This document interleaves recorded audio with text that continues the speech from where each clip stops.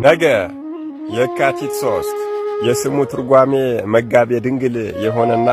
የዘላለም ሕይወትን ለሚወርሱ ሰዎች ተስፋ ይሆን ዘንድ ንስሐ በሚገቡ ሰዎች ላይ የተሾመ ሰይጣናትን የሚያሳድድና አጋንንትን የሚያጠፋ የሚያዳፍን ሰዳዴ ሰይጣናት ወመድፍን አጋንንት እናታችን ቅድስተ ቅዱሳን ቅድስት ድንግል ማርያምን ከ3 ዓመቷ እስከ 15 ዓመቷ ድረስ ለ12 ዓመታት በእየቀኑ እየመጣ ሰማያዊ ህብስትና ጽዋን እያመጣ ይመግባት የነበረ የሶርያው ንጉሥ ወልደ አዴር እስራኤልን በቁጥጥሩ ስር ባደረገ ጊዜ የእግዚአብሔርን ነቢዩ ኤልሳዕንና የእስራኤልን ልጆች ለማዳን ሰራዊቱን አስከትሎ መጥቶ በከተማዋ ላይ የሰፈረና የወልደ አዴርን ሰራዊቶች በሙሉ ዓይናቸውን ያጠፋ እንደዚህም አድርጎ ለእስራኤል ልጆች በአንዲት ምሽት የድልን ካባ ያለበሰ ነቢዩ ኤልሳዕንም እየቀሰቀሰ እንደ እናት እንጎቻ ሲያበላው የነበረ ሊቀ መላእክት ቅዱስ ፋኑኤል ነገ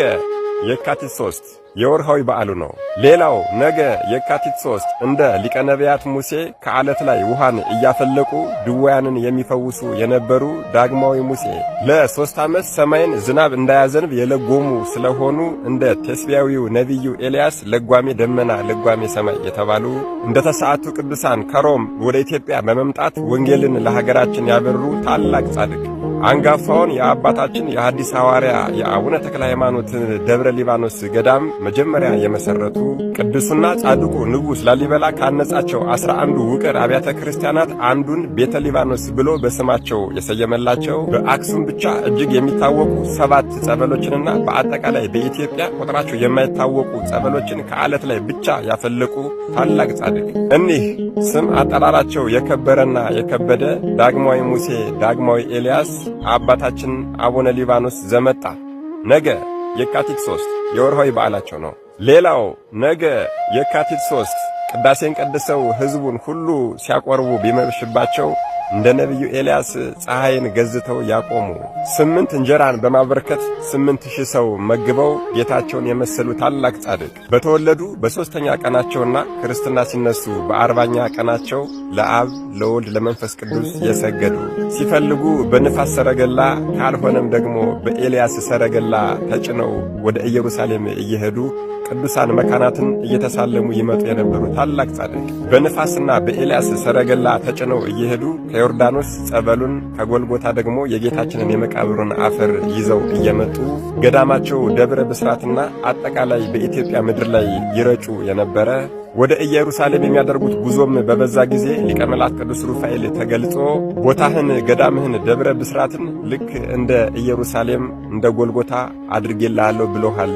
ከዚህ በኋላ በዓትህን አጽንተህ ታገል ያላቸው ጣዖት ሲያመልኩ የነበሩ የአዳል ሕዝቦችን ትምህርተ ወንጌልን አስተምረው ክርስቲያን አድርገው ቢያጠምቋቸው በዚህ ተናዶ ንጉሡ በጦር ወግቶ ቢገላቸው ሊቀ መላእክት ቅዱስ ሩፋኤል መጥቶ አስነስቷቸዋል። ከደረታቸው ላይ ያለውም ጦር ሲነቀል ከደረታቸው ላይ ፀሐይ ወጥታ ንጉሡን ከነሰራዊቱ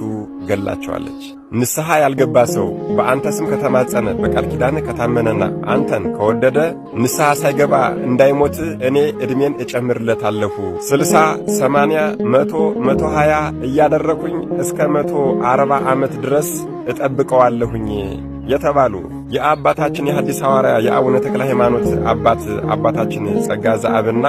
የአባታችን የእርሳቸው አባት አባ እንድርያስ ወንድማማቾች ስለሆኑ